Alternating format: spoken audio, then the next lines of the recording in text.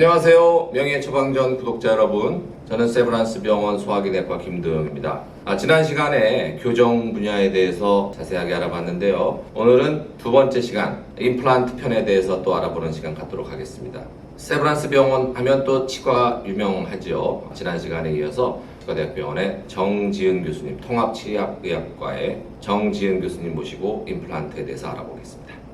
교수님 안녕하세요. 네, 안녕하십니까. 네, 오늘은 임플란트에 대해서 알아볼 텐데요. 요새 임플란트 많이 하시는 것 같아요. 제 환자들 중에도 임플란트 해야 되는데 나중에 질문 드리겠지만 네. 간이 안 좋은데 할 수 있냐 이렇게 질문하시는 분들 많은데 어떤 치료입니까? 임플란트라는 거. 네, 이제 임플란트는 상실된 치아를 대체하는 인공 치아라고 생각하시면 되는데요. 치아를 발치하게 되면은 이제 그 부분이 비게 되잖아요. 그렇죠. 그 부분에 이제 잇몸 뼈가 아물면서 뼈가 차게 되는데 그 뼈 안에 임플란트 고정체라고 하는 치아 뿌리 부분에 해당하는 부분을 뼈 안에 심고 그다음에 조금 기다렸다가 그 위에 치아 머리 부분에 해당하는 보철물을 만들어서 고정체와 보철물 연결을 해가지고 마치 치아처럼 쓸 수 있게 하는 그거를 임플란트라고 합니다. 그래서 임플란트 워낙 많이들 아시니까 이제 임플란트 수술이라고 하면 그 뼈 안에 고정체를 심을 때 수술을 하게 되고요. 그 위에 이제 보철물을 만들 때는 흔히들 얘기하는 본을 떠서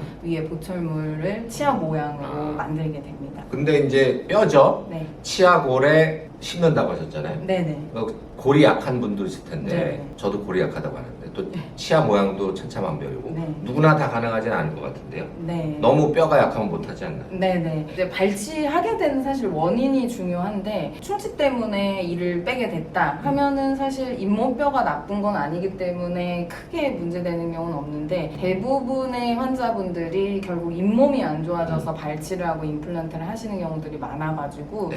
잇몸이 안 좋아졌다는 거는 주변에 치아를 잡아주는 잇몸 뼈들이 많이 녹았다는 얘기인데 아까 말씀드린 것처럼 임플란트는 뼈 안에 쏙 심어가지고 쓰셔야 되는 거라 잇몸 뼈가 없으면은 그렇죠. 사실 임플란트 심기가 좀 힘든 경우들이 있어요. 예. 그래서 그리고 또 선천적으로 잇몸이 약하시고 잇몸 뼈가 별로 없는 분들도 있으시고요. 그렇죠. 그래서 그런 분들은 아무래도 이제 임플란트 뼈가 좋은 데다가 임플란트를 잘 심어가지고 쓰시는 분들이랑 굳이 비교를 하자면 예후가 별로 안 좋을 수는 있는데 요새는 임플란트 재료도 워낙에 좋아지고 뼈이식 재료도 좋아지고 해서 이제 임플란트를 못하는 경우는 전신질환이 정말 심하게 있어서 출혈이나 감염에 취약하신 분들이나 이제 몸 컨디션이 수술을 견디시지 못할 정도이시다. 그리고 앞으로 관리가 전혀 안 되실 정도의 분이시다 하는 거 외에는 사실은 그렇군요. 거의 다 할 수 수 있다고 생각을 하시면 됩니다. 치약 기술이 많이 좋아졌습니다.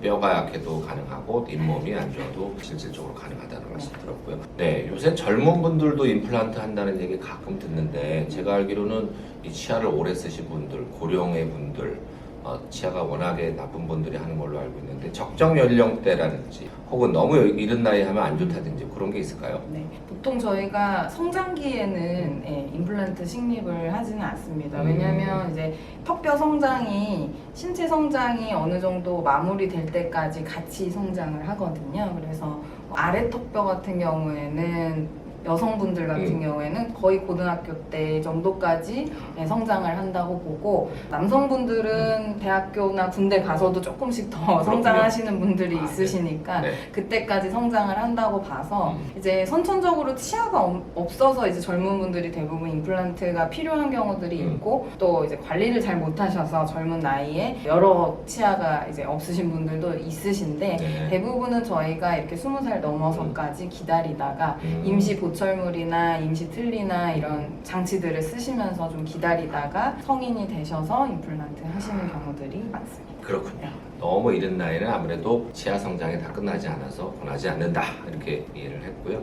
임플란트 하면 위에 좀 수술로 생각하잖아요. 네. 뼈에다가 뭐 심고 하니까 굉장히 좀 두려움을 느끼시는 분도 있는 것 같은데 실제로 이게 얼마나 불편하거나 통증이 있는 그런 시술입니까?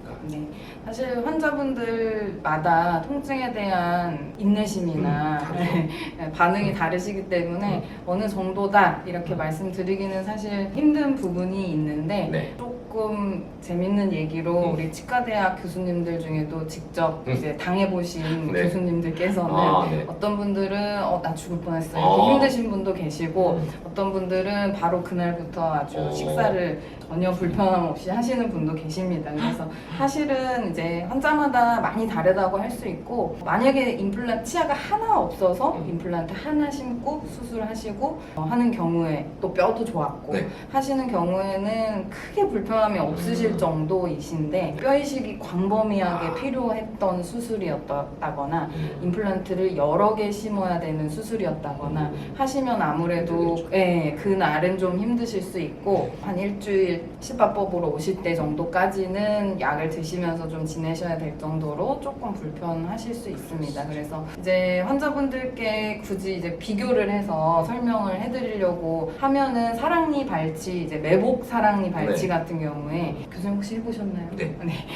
잇몸을 열고 뼈를 갈아서 뽑는 사랑니 발치 사실 굉장히 불편하고 힘들거든요. 한 2주, 3주 정도는 불편하시게 되는데 그 정도까지는 아니라고 생각하시면 되고 아까 말씀드린 것처럼 만약에 뼈 이식이 광범위하게 필요한 경우다 하면은 사실 한 달 이상 이렇게 불편하실 수도 있는데 평균적인 임플란트 수술의 경우에는 대부분은 그렇게 많이 불편하진 않으시고요. 환자분들이 또 한 가지 여쭤보시는 건 수술 중에 많이 아프거나 힘드실까봐 그거를 많이 여쭤보시는데 대부분의 임플란트 하시게 되면 이제 이를 빼보시는 분들이시잖아요. 네. 그래서 이를 빼는 거랑 거의 비슷하다고 수술하는 중에는 비슷하다고 보시면 되고 수술 부위를 잘 다 마취를 하고 하기 때문에 사실 입을 벌리고 누워있고 이런 것들이 힘드신 거지 너무 아플까봐 걱정은 안 하셔도 될 것 같습니다. 그렇군요. 새로운 치아를 얻는 그런 과정이기 때문에 그 정도 불편감은 감수하셔야 되겠습니다.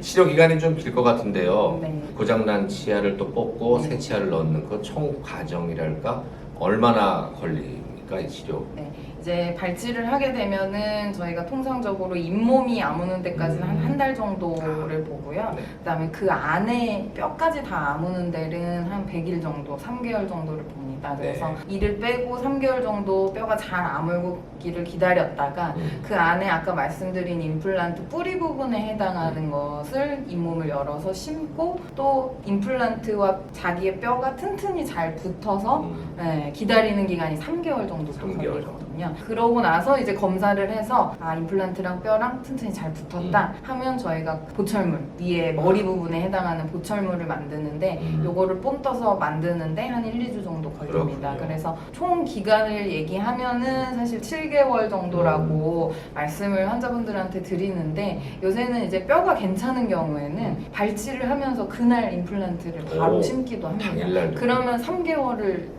줄일 수 있네요. 있고 또 아까의 경우처럼 이제 뼈 이식을 광범위하게 해야 되는 경우에는 저희가 뼈 이식 해놓고 또 기다리는 기간이나 이런 게 있기 때문에 7개월보다도 이제 1년이나 1년 반 정도 아주 오래 걸리시는 분들도 있으십니다. 그렇군요. 이것도 역시 개인차가 많이 나서 네. 3개월에서 1년까지 보시면 될 것 같습니다. 네. 이게 영구적인 거겠죠? 네, 거의 이게 심어 놓으면 잘 관리하면 평생 쓸 수 있는. 네. 거긴 충치가 안 생길 거 아닙니까? 네, 맞습니다. 그렇죠. 네, 그래서 사람마다 다르겠지만 그래도 전문가 입장에서 한번 연구 사용이 가능한지 답을 주시면 좋겠습니다. 임플란트는 이제 교수님 말씀하신 것처럼 충치가 생기진 않습니다. 하지만 관리에 따라서 치아 주변에 치주염이라고 해서 칫솔질이 잘 안 되거나 했을 때 생기는 잇몸이 안 좋아지는 거는 사실 치아랑 임플란트랑 똑같습니다. 그래서 관리가 잘 안 되게 되면은 어느 날부터 이제 염증이 생기고 붓고 아프고 고름이 나오다가 아주 심한 경우에는 임플란트도 흔들리는 경우가 있거든요. 치아처럼. 그래서 그렇게 되면은 이제 임플란트를 뽑고 새로 하셔야 되는 경우도 생길 정도로 사실은 관리가 가장 중요해서 임플란트는 하시고 치료가 끝이 아니고 저희가 보철 위에 머리 부분 올려서 쓰시는 것까지 완료가 되고 나면은 체크 약속을 꼭 잡아드립니다. 그래서 오셔서 관리가 잘 안 되는 부분 보여드리고 이제 사진도 찍어보고 주변 뼈가 잘 잇몸이 유지되고 있는지 검사하고 잘 안 되는 경우에는 다음에 또 교육도 다시 시켜드리고 잘 닦으셔야 된다 잔소리도 하고 이렇게 해서 체크를 하는 편입니다. 그래서 치아랑 달리 이제 인공 치아라서 한번 심으면은 내가 죽을 때까지 쓰겠지 이렇게 생각하시는 분들이 많은데 꼭 정기 점검을 오셔야 되고 가장 중요한 것은 집에서 이제 관리하시는 거에 따라서 30년, 40년도 쓰시고 어떤 분들은 5년 만에도 막아져서 오시고 네, 그래서 관리가 정말 중요하다고 말씀드릴 수 있을 것 같습니다. 네. 제가 간 관리를 늘 말씀드리지만 치아도 임플란트 했다고 끝이 아닙니다. 네. 잘 관리하셔야 평생을 쓸 수 있다는 점 명심하시고요. 말씀드린 대로 제가 간 질환을 보는 의사라서 치과대학병원에서 여러 교수님들한테 협진을 받거든요. 그래서 이런 시술, 발치, 또 임플란트 하는데 이 환자가 특히 간 질환 있는 환자들이 혈액 응고에 문제가 있잖아요. 그래서 저는 뭐 문제 없이 지혈에만 조심해 주십시오 이렇게 답변을 쓰는데 다 가능하겠죠? 네. 이제 워낙에 다양한 약들을 드시고 계시고 또 간 질환에는 또 출혈 관련된 질환만 있는 게 아니고 암도 있을 수 있고 그래서 항암 치료하시는 분도 계시고 이식 환자분들도 계시고 다양한 질환이 있기 때문에 사실 간 관련된 질환을 가지고 계신 분들은 만약에 임플란트 수술이든 아니면 발치든 구강 내에 출혈이나 감염이 있을 수 있는 치료를 받으셔야 되는 일이 있다 하시면은 꼭 주치 선생님과 그다음에 치과 주치의와 상의를 해서 약을 끊고 할 것인가 지혈 때문에 그런 거거든요.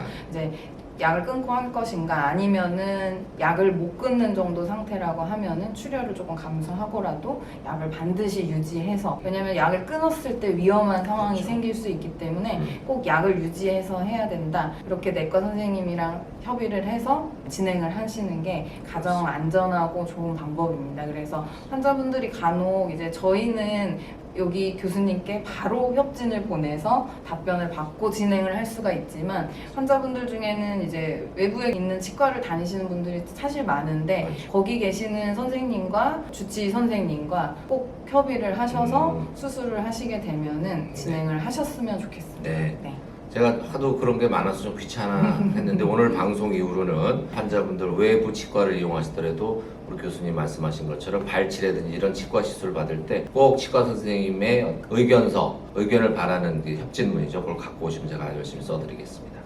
오늘 이렇게 세브란스 병원 치과대학병원의 통합치아의학과 정지은 교수님 모시고 여러분들이 궁금해하시는 임플란트에 대해서 같이 알아보는 시간 가졌습니다. 귀한 시간 내주신 정지은 교수님께 감사드리고 다음 편부터는 다시 간암에 대해서 공부하는 시간 갖도록 하겠습니다.